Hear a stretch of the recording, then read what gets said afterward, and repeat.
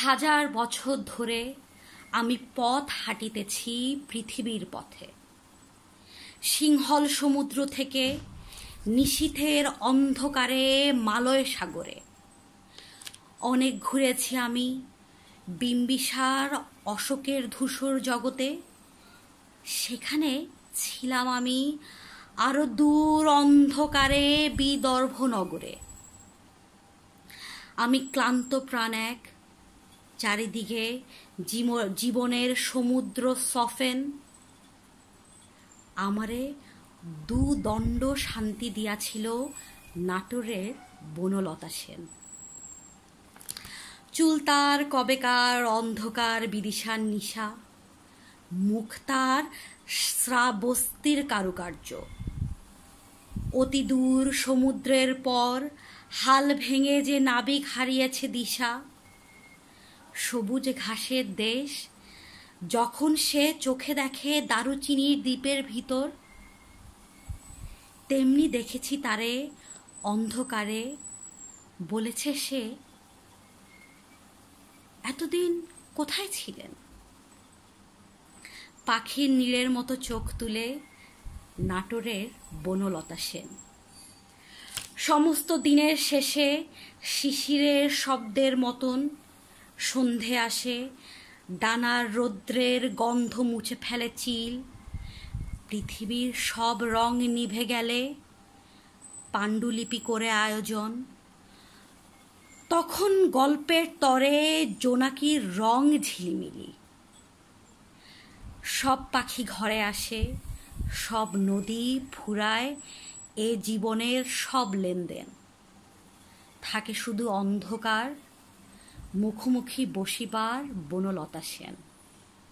আজকে আগে কবিতা পড়লাম, কারণ প্রথমে আমি জীবনানন্দ দাশের কবিতা পড়তে আমি অনেক ভয় পাই। আমার নিঃশ্বাস বন্ধ হয়ে যায়, আমার হার্টবিট বেড়ে যায়, আমার কাছে মনে হয় আমি পাগল হয়ে যাব। কারণ বিখ্যাত মানুষদের বিখ্যাত কবিতাগুলো পড়াটা না অনেক বেশি মানসিক প্রেশার। কারণ আরও অনেক বিখ্যাত মানুষরা এই কবিতাগুলো পড়েছেন, তো জঘন্য পড়তে না আমার অনেক লজ্জা লাগে।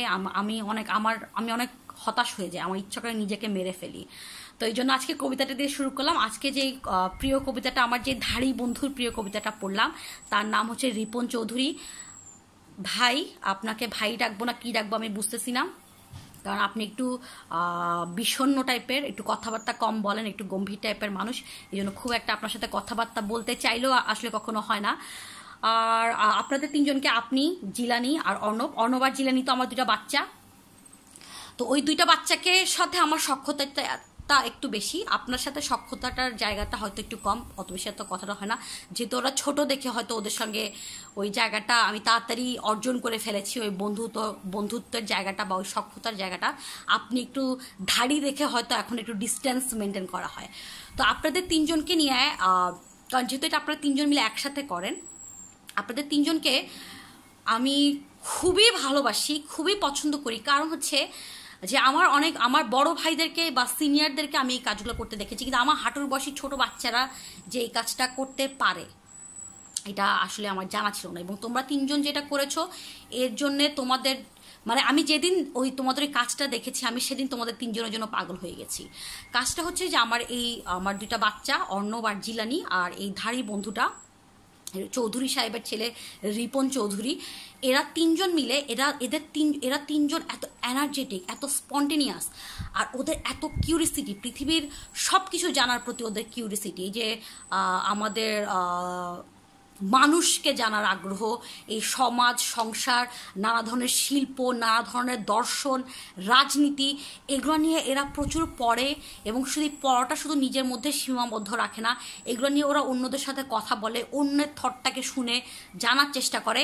এবং এটা করতে করতে ওরা ওদের এই জানার জায়গাটাকে, ওদের ওই এনার্জিটাকে, ওদের ওই কিউরিসিটি জায়গাটাকে, ওরা গেছে বিদেশে কাজ করতে, ওরা কাজ করে টাকা কামায়, ফুর্তি করলেই কিন্তু ওদের জন্য এনাফ। কারো কাছে কিন্তু কোনো জবাবদিহিতা নাই, বা কেউ ওদেরকে কিছু কখনো বলবে না। কিন্তু এই বাচ্চাগুলো নিজেদের গরজে এবং নিজেদের চিন্তায় নিজেদের জন্য একটা প্ল্যাটফর্ম তৈরি করেছে দেশের বাইরে।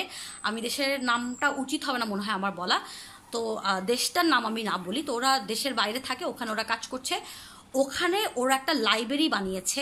ওই লাইব্রেরিটাতে হচ্ছে বাংলাদেশ থেকে বা ওদের সাথে যারা ওখানে কাজ করতেছে একই সাথে, ওদের বন্ধু বা ওদের সহকর্মী, ওরা সবাই মিলে নানা ধরনের বই দিয়ে, এবং ওখানে অনেক মানুষজন ওখানে বই গিফটও করেছে ওই লাইব্রেরিতে। এবং ওই লাইব্রেরিটা ওরা বানিয়েছে যে ওখানে ওরা সবাই মিলে ওদের অবসর সময়ে বা ওদের যখন যার যে সময়টা যার জন্য ভালো হয় বা যে সময়টাতে ভালো ফিল করে, তারা যাতে ওই সময়টা ওই লাইব্রেরি থেকে বই নিতে পারে এবং সেই বই নিয়ে যাতে নিজেদের সাথে সেই পড়াটা নিয়ে বা তার নতুন কিছু একটা জানা নিয়ে, কারণ জানলে কি হয়, জেনে একটা কিছু জানলাম বা কোনো একটা নতুন ইনফরমেশন পেলাম, আমার ইচ্ছাই করে, বা কোনো একটা নতুন দর্শন নিয়ে পড়ালেখা করলাম বা রাজনীতির কোনো কিছু একটা পড়ালেখা করলাম বা শিল্পের কোনো কিছু একটা পড়ালেখা করলাম, ওইটা আমরা চাই আরেকজনের সঙ্গে শেয়ার করতে। তো ওরা ওই শেয়ারিংয়ের একটা প্ল্যাটফর্ম তৈরি করেছে যেখানে এই বাচ্চা বাচ্চা ছেলেমেয়েগুলা ওরা বই পড়ে। ওদের লাইব্রেরিটা খুবই সমৃদ্ধ একটা লাইব্রেরি। অর্ণব তো আমার নিজের সামনে এসে বাংলাদেশের বইমেলা থেকে বই কিনে নিয়ে গেল, আরও অনেক মানুষজন তাদের ওই লাইব্রেরির জন্য বই গিফট করেছে।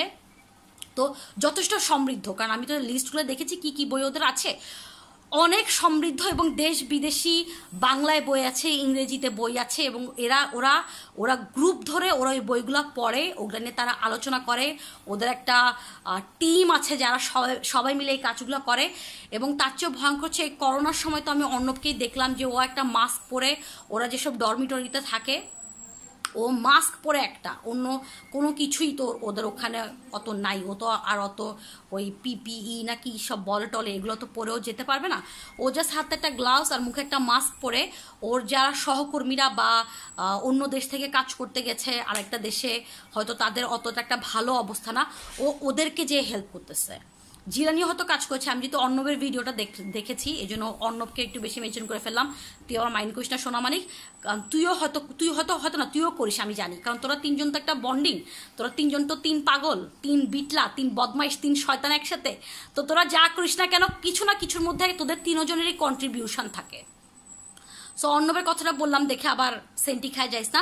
তোদের তিনজনের কম্বিনেশনের প্রত্যেকটা কাজ আমার খুব পছন্দ, এবং আমি নিশ্চিতভাবে বলতে পারি অর্ণব বা জিলানি বা রিপন ওরা যদি আলাদাভাবে কোনো কাজ করে আলাদা করে, মানে শুধু ওদেরকে দেখতেছি আমরা, কিন্তু ওইখানেও আমি নিশ্চিতভাবে জানি যে ব্যাকগ্রাউন্ডে আমার ওই দুইটা বাচ্চা বা আমার একটা বাচ্চা, একটা ধাড়ি বন্ধু, বা আমার দুইটাই বাচ্চা, বা আবার আমার একটা বাচ্চা, একটা ধাড়ি বন্ধু, কেউ না কেউ আছে। ওরা তিনজন একসাথে, তোদের তিনজনের এই কম্বিনেশনটা, তোদের তিনজনের এই বন্ধুত্বটা, তোদের তিনজনের এই কাজগুলা, তোদের তিনজনের এই ভালোবাসাগুলা, তোরা আরও অনেক বড় বড় কাজ কর, আরও অনেক ভালো ভালো কাজ কর, এবং তোদের মধ্যে এই ফ্রেন্ডশিপটা থাকে যাতে, মানে তোরা ঝগড়া কর, মারামারি কর, কাটাকাটি কর, গ্যাঞ্জাম কর, সব কিছু কর, কিন্তু এই বন্ধুত্বটাকে কখনো হারা যেতে দিস না। তোরা যাতে এরকমই বন্ধু থাকিস, আমাদের তিন গোয়েন্দা, আমাদের থ্রি মাস্কেটিয়ার্স, তোরা যাতে এভাবেই থাকিস, এভাবে যাতে তোদের বন্ডিংটা থাকে, এবং এইভাবে যাতে তোদের মধ্যেকার এই যে এনার্জিটা, তোরা যে একটা ভালো মানুষ, তোদের মধ্যেকার এই ভালো মানসিকতাটাকে, এই ভালো মানুষটাকে, এবং এই যে জ্ঞান অর্জনের যে জায়গাটাকে তোরা বেছে নিছিস, এই যে পড়ালেখা বা এই বোধের জায়গাটাকে তৈরি করার, এই কাজটাও যাতে তোরা আরও বিশালভাবে এটা যাতে করতে পারিস, এটা তোদের জন্য আমার শুভ কামনা থাকলো। আর রিপন চৌধুরী বংশের চৌধুরীর ছেলে রিপন ভাই বা রিপন, কি যে বলবো আমি জানি না, আপনি একটু আপনার এসএসসির ব্যাচটা আমাকে লিখে পাঠান, সো যাতে আমি বুঝতে পারি যে আপনাকে আমি কোন জায়গাটায় রাখবো আর কি, কারণ কনফিউজ হয়ে যায়। ওদের মতো বাচ্চা হলে তো আমি স্ট্রেট তুই তুকারিতে চলে যাব, কারণ যেহেতু আপনার বডি শডি দেখলে আর আপনার ওই বিষণ্ণ চিরগম্ভীর চেহারাটা দেখলে আপনাকে একটু সিনিয়রই মনে হয়, এই জন্য আমি একটু কনফিউজ আছি আর কি। হয়তো অর্ণব আর জিলানির কথা বারবার বলতে বলতে তুই তুকারি চলে আসতেছে, সো সেটাতে মাইন্ড করেন না যদি আপনি আমার সিনিয়র হয়ে থাকেন। আর আমি যদি সিনিয়র হয়ে থাকি তাহলে তো কোনো কথাই নাই, আমার দাবি আছে তুই করে বলার জন্যে। তো আমি আশা করেছিলাম যে আপনার মতো এরকম একটা বিষণ্ণ মানুষ, বিষণ্ণ বিলাস করা মানুষ হয়তো আমাকে খুবই গম্ভীর, খুবই কঠিন, খুবই বিষণ্ণ বা অন্য ধরনের কিছু একটা কবিতা আমাকে পড়তে বলবেন, কিন্তু আপনি যে জীবনানন্দ দাশের বলা হয়ে থাকে যে পৃথিবীর সেরাতম একটা প্রেমের কবিতা, এটা আপনি আমাকে পড়তে দিবেন এটা আমি চিন্তাও করি নাই। তো আজকে যে কবিতাটা পড়লাম এটা হচ্ছে রিপন চৌধুরী, ওনার প্রিয় কবিতার নাম হচ্ছে বনলতা সেন, লিখেছেন জীবনানন্দ দাশ। এই কবিতাটা নিয়ে আসলে নতুন করে কিছু বলার নাই, যে থাকে না কিছু মানুষ যেমন সারা পৃথিবী চষে সারা পৃথিবীর মানুষদের সঙ্গে দেখে মিশে বা বন্ধুত্ব করে কোনো একটা বিশেষ মানুষের কাছে এসে বা কোনো একটা বিশেষ মানুষের সংস্পর্শ পেয়ে বা কোনো একটা বিশেষ মানুষের বন্ধুত্ব পেয়ে আমাদের মনে হয় যে আমাদের জীবনটা সার্থক হয়ে গেছে। এই কবিতাটা আর কি সেই বিশেষ মানুষকে নিয়ে।